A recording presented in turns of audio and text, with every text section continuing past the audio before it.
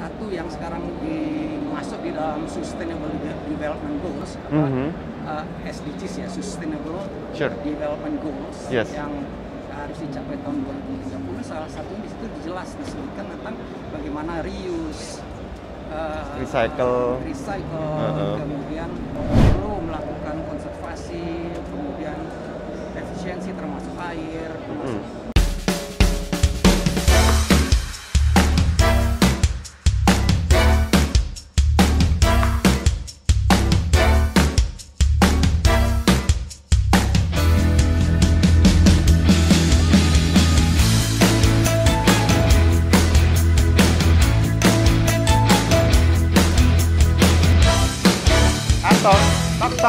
ngobrol Art Yux. Hai Art People, kita lagi ada di boothnya Artgrace di Arcade di Hall 3A. Kita lagi mengikuti event Ajang Bergengsi nih di perkumpulan arsitek-arsitek senusantara pada ngumpul numplek di sini semua. Di depan saya ada narasumber kami yaitu Bapak Jerino. Beliau akan berbicara mengenai Sustainable Design and Sustainable Construction Material. So mungkin dengan tidak lama lagi saya langsung aja memberikan kesempatan kepada Pak Jerino untuk memperkenalkan dirinya beliau. Silakan Pak Jerino. Terima kasih. Selamat pagi teman-teman semuanya dan para pengunjung. Ya. Dan nama saya Jerino Sudarno. Saya banyak berkecimpung di dunia arsitektur. Memang latar belakang saya arsitektur. Kemudian saat ini lebih banyak aktif di akademis,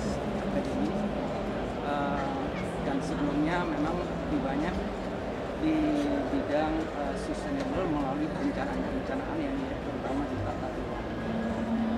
Oke, baik, terima kasih atas perkenalannya Pak Jerino. Saya langsung masuk melalui topik pertanyaannya Pak ya. Jadi apa sebenarnya itu sustainable design dan syarat-syarat apakah untuk suatu bangunan atau suatu desain itu bisa dibilang itu memiliki konsep sustainable design? Oke, terima kasih Mas Stephen. Sama-sama. Sustainable sendiri artinya kan berkesinambungan. Berkesinambungan. Kemudian sebenarnya idenya awal itu dari Commission. Commission itu diawali tahun 1987. Baik. Nah itu pada prinsipnya ada konsep atau filosofi daripada Commission itu adalah bagaimana kita menggunakan sumber daya alam untuk saat ini, tapi tidak habis. Maksudnya kita tidak boleh terlalu mengeksplorasi sehingga sumber-sumber daya alam kita tuh habis untuk masa kini, sehingga anak cucu kita tidak bisa menggunakannya. Jadi idenya adalah bagaimana kita memanfaatkan secara optimal, kemudian tapi tetap generasi penerus itu masih ada untuk kita tinggalkan generasi mendatang. Jadi perlulah kita lakukan konservasi, efisiensi. Nah itulah ide intinya daripada sustainability. Paham Pak. Jadi intinya kita nggak boleh serakah sebagai generasi sekarang. Ya mumpung kita masih hidup di dunia ini, oke kita bisa bikin, nggak boleh seperti itu ya. Boleh, dalam segala sesuatu kayak kita makan atau minum kan kita diajarkan juga untuk tidak menyia-nyiakan makanan minuman. Jadi saya rasa konsepnya mirip seperti itu ya Pak ya. Nah, kemudian berkembang untuk mencapai tadi sekarang justru melalui Badan Dunia PBB ya, itu sekarang sudah justru lebih menekankan kepada Sustainable Development Goals. Itu ada 17 goals dengan 169 capaian harus dicapai. Termasuk di dalamnya bagaimana kita perlu melakukan konservasi, kemudian efisiensi termasuk air, termasuk kemiskinan, termasuk education, gender, kemudian energi, ya, hal-hal berkaitan dengan kehidupan di atas laut, tapi di bawah laut, di atas tanah. Nah semua itu masuk dalam konsep Sustainable Development Goal yang sampai di tahun 2030. Jadi itulah yang menjadi tugas pemerintah dan kita semua bangsa Indonesia untuk bisa menuju ke arah sana untuk melindungi bumi kita ini terutama, dan melindungi umat manusia yang hidup di atas bumi ini. Jadi kita perlu eco balance lah, jadi ecological balance, bagaimana kehidupan ya begitu konsep daripada sustainable itu Mas Steven. Siap, siap. Dan Pak Jerino ini juga selaku praktisioner, beliau adalah dosen. Jadi di sini saya juga mengetahui dari teman-teman arsitek sebelumnya bahwa arsitek itu merupakan suatu pekerjaan yang mulia juga. Karena ya ini tadi yang kita sebutin itu, para teman-teman arsitek itu di luar sana harus memikirkan, ya kan, dari segi sustainable-nya, dari segi tanggung jawabnya, keamanannya. Jadi ini memastikan bahwa supaya suatu desainnya atau bangunan, apa itu rancangan hasil karyanya itu harus bisa dipertanggungjawabkan ya Pak ya. Maksudnya nggak cuma di kehidupan yang saat ini juga, harus untuk beberapa generasi ke depannya, begitu Pak ya. Untuk kita bisa menjaga sumber daya alam, dan juga kalau kita menjaga sumber daya alam, kita juga menjaga kehidupan sosial life on earth di muka bumi ini, terutama. Jadi bagaimana kita menjaga kehidupan di muka bumi ini dengan sehat. Siap. Jadi itu tadi kriteria-kriteria yang sudah disebutin Pak Jerino ya.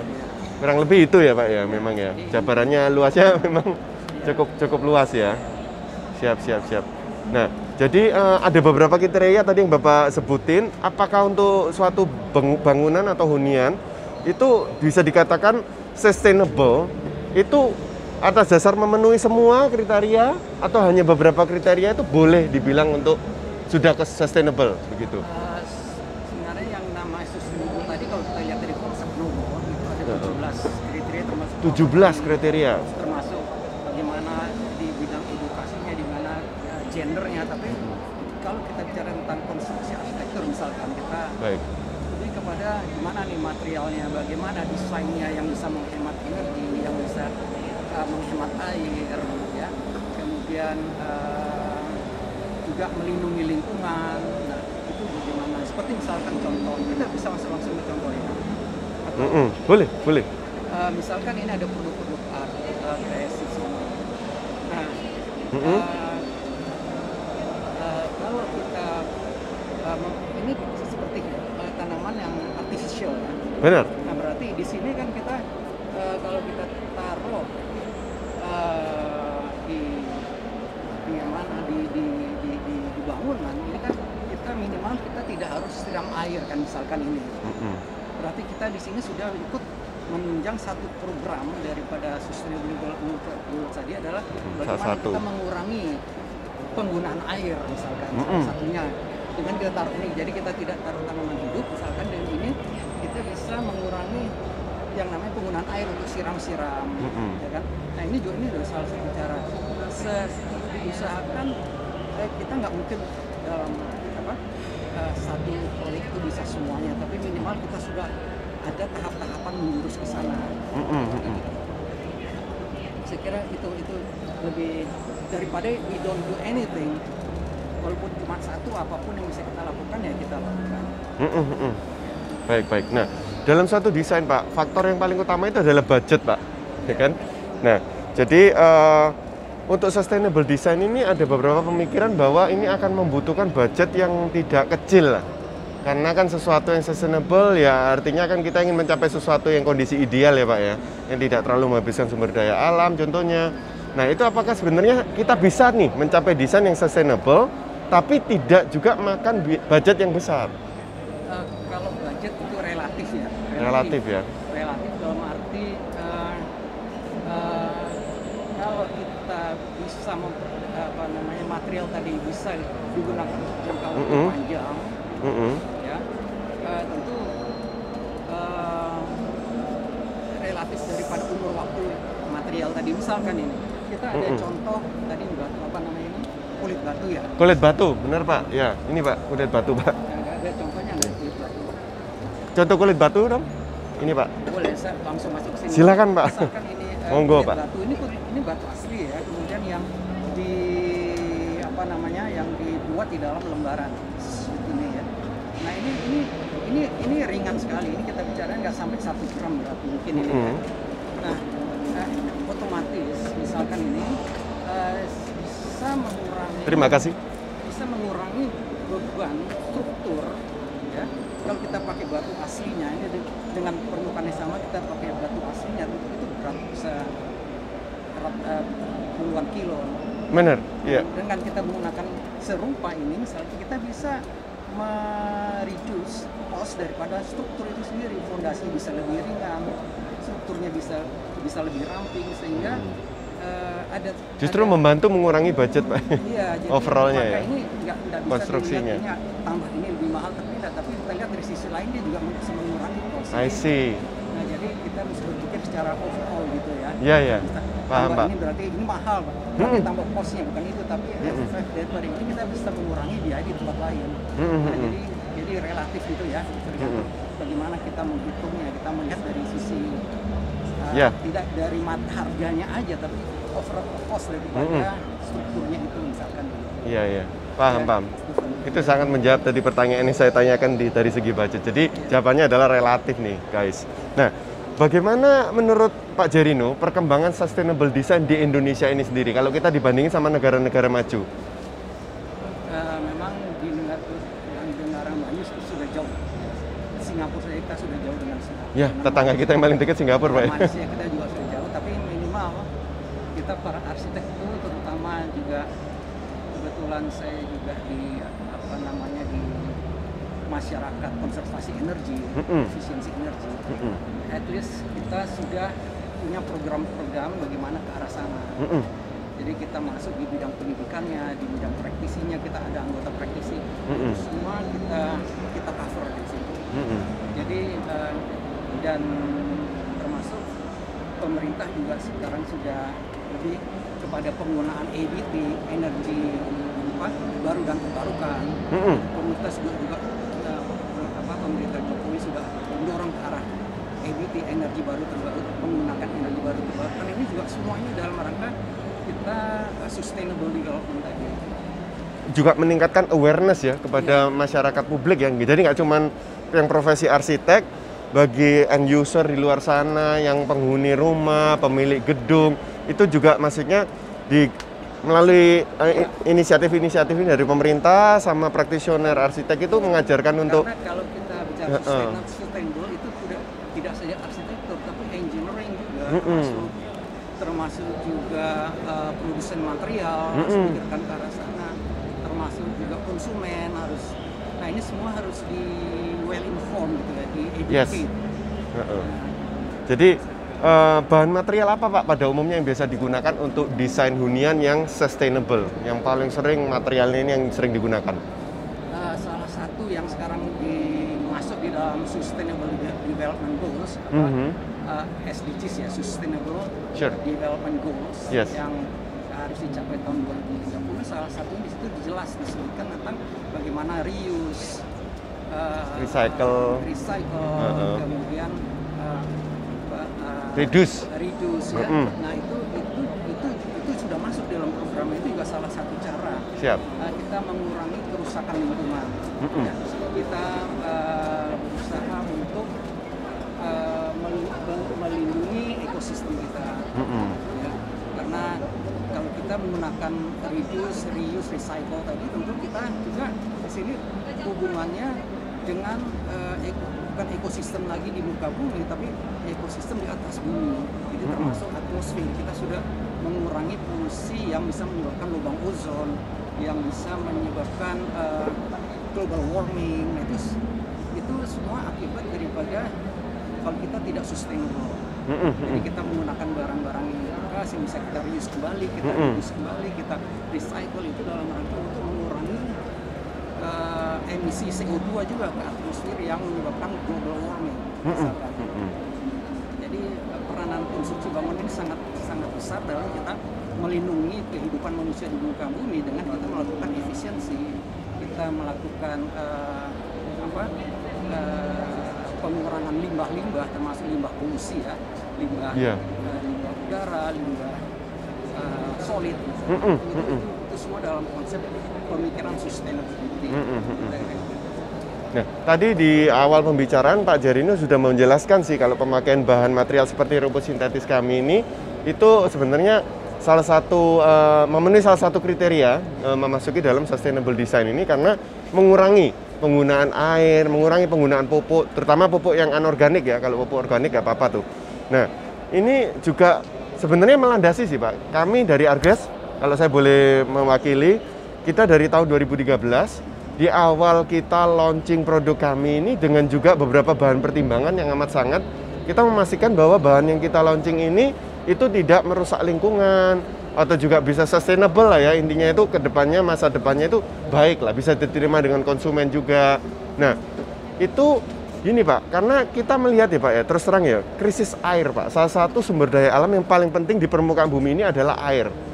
Bisa setuju, bisa nggak setuju ya Pak ya? Ini saya melontarkan statement. Awal mula kehidupan manusia itu adalah air, itu sumber segala kehidupan. Maka itu kalau kita lihat sejarah perkembangan kehidupan manusia, perkembangan kota misalkan, awal orang hidup dan bukan orang, termasuk binatang hidup itu selalu utama yang dicari adalah air. Air adalah sumber kehidupan. Iya benar. Ya, jadi dari tadi pembahasan yang kita dengan menggunakan produk kita kan menghemat air kan.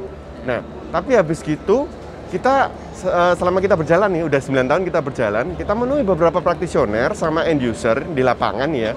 Prakteknya itu mereka ada yang sound juga, maksudnya mereka concern ya, khawatir bahwa maksudnya oke, produk Anda memang mengurangi penggunaan sumber daya alam seperti air. Kita tahu krisis air ada di negara maju seperti California pun juga kena ya kan, jadi tidak terhindarkan lah. Negara manapun itu pada suatu saat itu akan mengalami krisis air, tinggal menunggu waktu. It's not a question of if, but it's when. Karena pertumbuhan populasi manusia ini jauh lebih cepat, lebih pesat daripada sumber daya air yang tersisa di permukaan bumi ini. Nah, jadi salah satu concernnya mereka adalah bahan plastik nih Pak. Nah, jadi teman-teman ini memang mengingatkan kita sebagai prinsipal ya, atau vendor atau penyedia barang ya, bahwa look, kalau produk Anda plastik, pastikan bisa didaur ulang. Nah, itu kata kuncinya kan.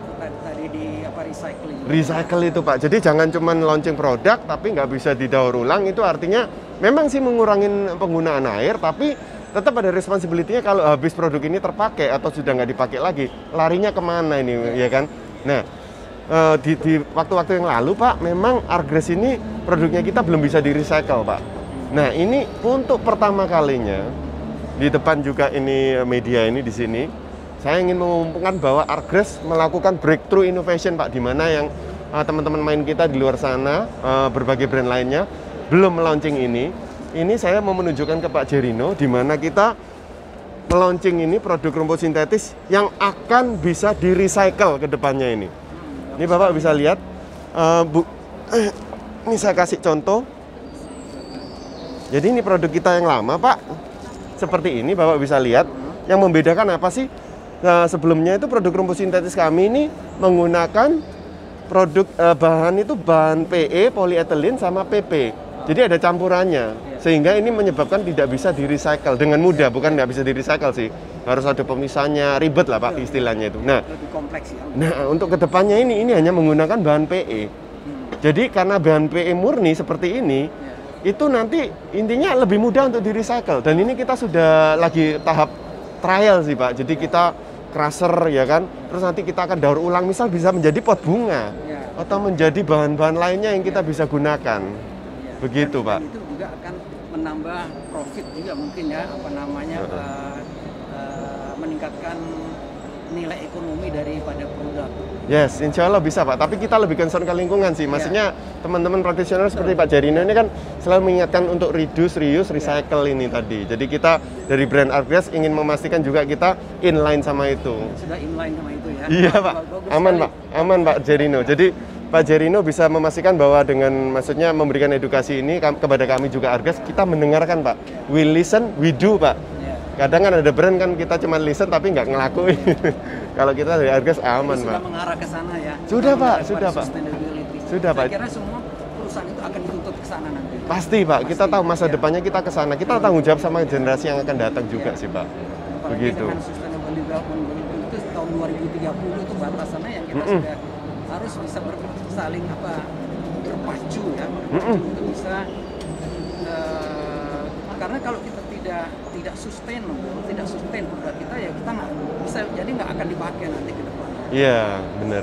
Orang nanti akan konsumen tuh akan mencari yang yang ramah lingkungan. Iya. Bahkan arsitek pun sudah harus berpikir bagaimana yang sustainable material. Kita akan cari material yang sustainable itu bagaimana. Apalagi sekarang kalau kita di green building ya, itu ada penilaian. Ini material yang digunakan ini material yang sustainable enggak, atau material material yang kriterianya masuk kepada arsitektur hijau tidak, masuk recycling itu kan arsitektur hijau gitu. Nah itu bisa ada penilaian yang bisa ada yang namanya green chip itu ya. Baik. Nah itu nanti ada yang platinum dapat gold, platinum. Nah itu juga tergantung material apa yang kita pakai dan produksi bagaimana, ramah lingkungan atau tidak, termasuk yang reuse recycle tadi. Kira memang harus ke sana, nggak ada jalan pilihan lain, harus ke sana. Iya. Karena itu tadi itu tanggung jawab yang maksudnya ya kita lah Pak untuk generasi ke depan-depannya. Iya, itu ada tanggung jawab moralnya sama sosialnya kita ke lingkungan kan ya Pak ya. Mantap Pak. Nah, ini saya mau sedikit tanya nih, mitos atau fakta nih Pak ya. Saya akan melontarkan pertanyaan. Jadi begini, sustainable design atau sesuatu yang hunian yang sustainable itu terkadang itu dipakai untuk marketing gimmick Pak. Jadi misalnya property developer atau siapa gitu menggunakan kata-kata sustainable ini, produk kami ini sustainable, ya kan? Jadi Anda jangan khawatir, Anda membeli ini nanti pasti bisa begini. Nah itu pada umumnya mitos atau fakta Pak? Atau itu memang betul? Beberapa orang-orang di luar sana itu pakai kalimat sustainable ini hanya untuk meningkatkan daya jualnya produknya mereka masing-masing gitu? Bisa jadi gitu, karena masyarakat buka itu ini saya kira ini baik sekali masa saat ini. Anda bisa meyakinkan melalui diskusi ini, Anda bisa meyakinkan bahwa produk Anda itu sudah melakukan langkah-langkah ke arah sustainable. Amin. Siapa? Itu langkah selanjutnya kita memangnya. Nah, ini Pak Jerino kan selaku dosen kalau nggak salah di Institut Teknologi Indonesia, betul ya Pak ya? Di Serpong sini. Di Serpong sini ya Pak ya. Dan apabila Pak Jerino berkenan, mungkin di sesi berikutnya, mungkin kami dari Argres bisa diberikan waktu sama kepercayaannya Pak untuk datang berkunjung untuk melakukan kuliah tamu Pak. Mengenai kita kembangin lebih lanjut nih topiknya sustainable design ini. Kelihatannya soalnya seru banget, tapi kita almost running out of time. Iya. Jadi memang sebenarnya kenapa saya masuk di education, karena memang sebenarnya yang harus kita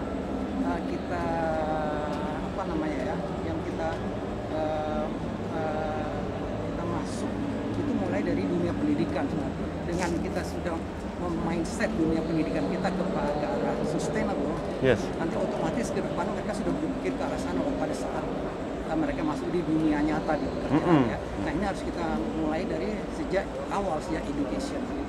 Saya kira pada tahap education ini sangat penting sudah kita bicara tentang hal-hal demikian. Jadi saya welcome nanti. Wah, thank you. Bisa memberi ilmu. Benar Pak. Kepada adik-adik didik kita juga. Ya. Tentang sustainability tadi juga. Benar Pak, karena memang banyak teman-teman di luar sana yang kurang paham atau maksudnya tidak memahami secara detail kalau penggunaan rumput sintetis itu sebenarnya dibilang bahan ramah lingkungan, karena teman-teman berpikir kan itu bahan plastik, nggak bisa daur ulang, sebenarnya itu melukai lingkungan. Nah kita ingin maksudnya klarifikasi aja lah.